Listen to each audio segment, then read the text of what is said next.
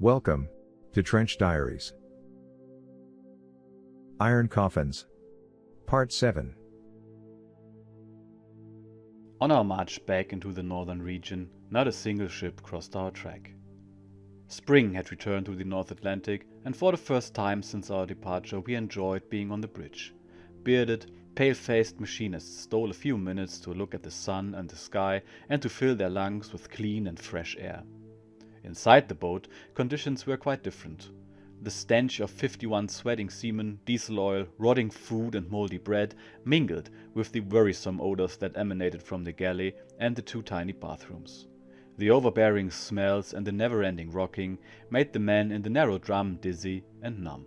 But Paulson was far from relaxing the rules. In fact, he made it a matter of routine to plunge his boat into a crash dive, just for the exercise, at the least expected moment when all was calm in the boat. He gave his deputies, XO Kern as torpedo and gunnery officer, Seibold as radio officer, Feder as chief engineer, and Wiesner as navigator, a tight schedule of lessons designed to mold us three ensigns into good submariners before we returned to port. We were already employed at capacity. We mounted our 4-hour watches every 8 hours. We serviced the torpedoes. We took turns in the diesel and engine motor rooms. We crawled into the narrow battery compartments to check the acid levels and to test the air for possible contaminants. We relieved the mates in the control room, and we made calculations to establish our position from bearings taken whenever the horizon was clear at dawn or dusk. Nevertheless, despite this workload, Paulson himself gave us instructions on diving and attack procedures at any hour of day or night as he saw fit. Concerned that we might not meet his high standards, we regularly swung ourselves into our bunks with an engineering manual and studied until overpowered by fatigue. The headlamps were still burning when we were awakened for a turn on the bridge. As a result, we never opened those books we had purchased in Kiel for our anticipated leisure hours. After a journey of several days, we made an unexpected contact. I had just finished my sour lunch with a huge portion of courage and pepper. I was smoking a cigarette on deck when the port lookout pointed forward and called, "Masts ahead, bearing 350. The XO swung the boat around and called for Paulson. When U-557 completed her turn, the target was located astern, its masts sticking up like toothpicks in the distance. Paulson hasted to the bridge to discover that the target, steering a westerly course, was about to disappear below the horizon. He yelled into the hatch, "Right full rudder, both engines ahead emergency." This was the signal, and the hunt had begun. Our sleek boat split the choppy surface, leaving a foamy wake. After 15 minutes we determined that we had a large freighter before our tubes. Kern sent a constant stream of information into the conning tower, allowing Wiesner to plot the enemy's course and speed. Constant bearings established the fact that we had a slight speed advantage over the vessel. Paulson raised his boat just behind the horizon at the limit of visibility, attempting to get ahead of the target for a submerged attack. Suddenly, the ship made an abrupt change of course. Her three masts melted into one and sank into the sea. For 20 minutes it was pure touch and go, but she crept back over the sharp blue horizon in the south, then turned to display her masts and funnel again. Soon thereafter, Wiesner climbed onto the bridge and presented his chart to the captain. "Sir, the target is clearly zigzagging around a general course of 260 degrees, speed 14 knots. Paulson was satisfied. Both of them plotted the attack and determined the course that would intersect the freighter's track. We took a coffee break while the freighter hastened to a rendezvous with her executioner. At 1610 the captain changed course to cross the target's path. U-557 reduced her speed momentarily and turned east toward the zigzagging ship. We proceeded slowly under a very blue sky, carefully scanning the sea. First, we saw a smoke puff, then recognized the mastheads. "Alarm!" The dive went like clockwork. The soundman reported propeller noise in 00, getting louder fast. Paulson, swinging himself into the seat of the scope in the tower, gave his order. "Rig tubes 3 and 4 for firing if torpedo spread." He took a sweep all around the boat and then advised, "No more reports, men. I have this well under control. Rudder left 10, steer 070. Attention targeting computer. Target speed 16, angle on bow left 25, depth 8. Using these values, the torpedo data computer worked out the exact gyro angle, transmitting it simultaneously to each of the torpedoes in the tubes. The periscope motor hummed continually. Paulson maneuvered into attack position, held the boat steady, reduced her speed, and then rapped out his final orders. New distance 800. Angle on bow left 30. Tube 3. Ready. Ready. Los! A light shock indicated that the torpedo had left its tube. A swishing sound came from the bow compartment, accompanied by an increase in air pressure. The compressed air, which had activated the large pin locks which expelled the torpedo, was released into the boat instead of the water, thus avoiding the bubbly swell on the surface that had revealed the position of submerged U-boats during World War I. Meanwhile, the torpedo, which was of the new type powered by batteries, followed its fixed course toward the doomed ship without producing the sparkling streaks of older, faster models, which were propelled by gas. These were reserved for use in night attacks.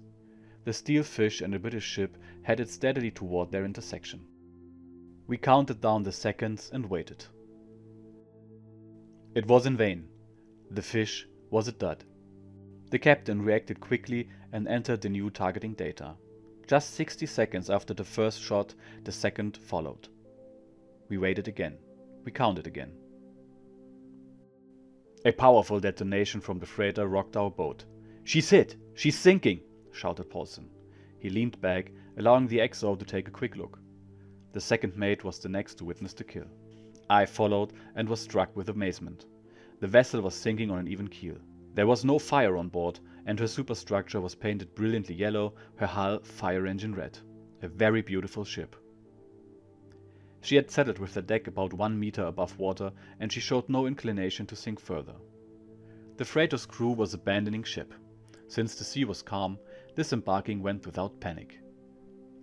As the lifeboats left the vessel, Paulson sailed among them, training his scope on the stunned men. Again he let me take a look.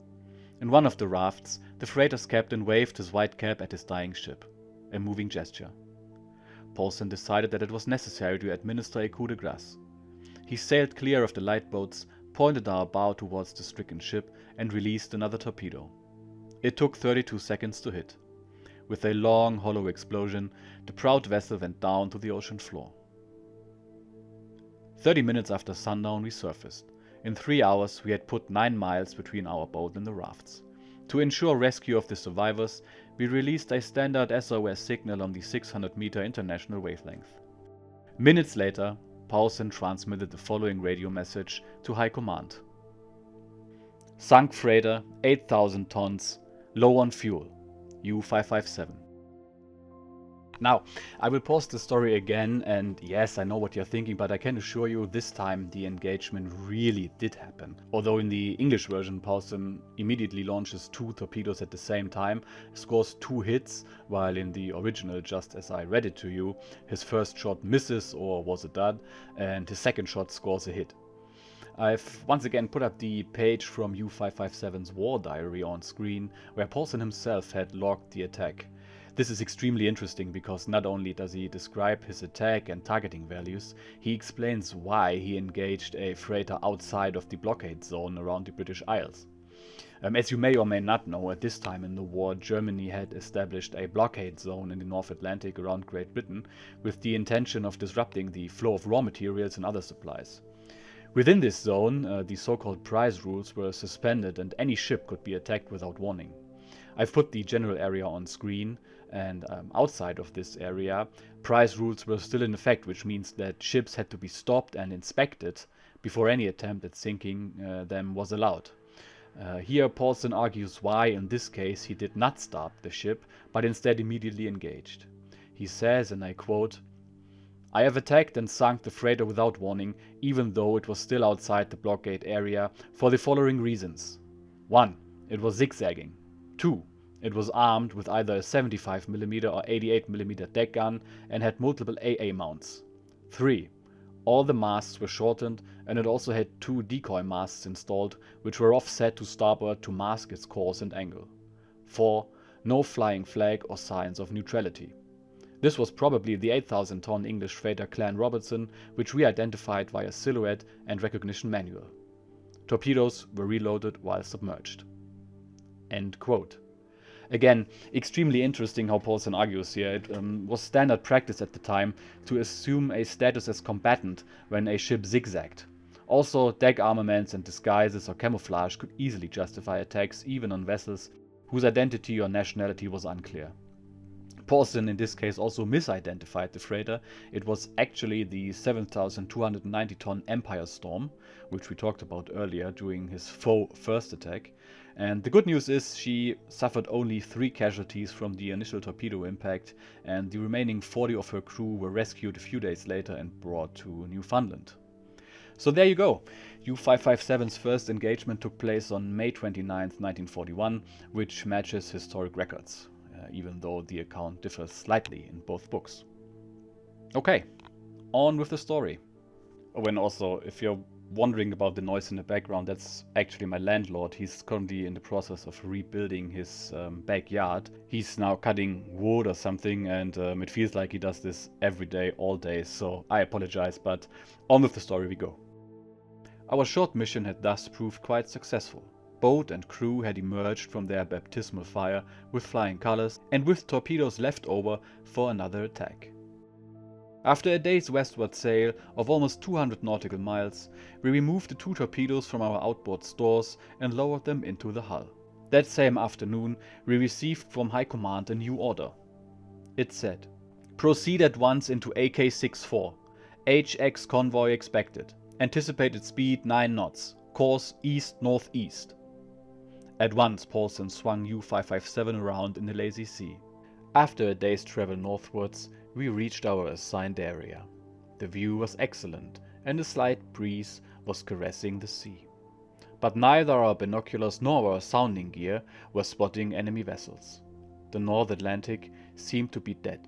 After scanning the area for several days, we sent off a message to High Command. We received an answer and were ordered to move to another area, which was expecting another convoy moving on from Halifax. Traveling at high speed for 2 days, U-557 took up the assigned position in grid square AJ-94. On our arrival, heavy fog was rolling in. It reduced our chances to spot the convoy immensely. At times, the milky fog banks were so dense we could not even see our own bow or stern from the bridge. We dived often for sound checks, but in order to survey our large area, we had to cover great distances between our dives. These dangerous dashes reduced our fuel supply to such a point we could not attack the convoy and return to base without refueling.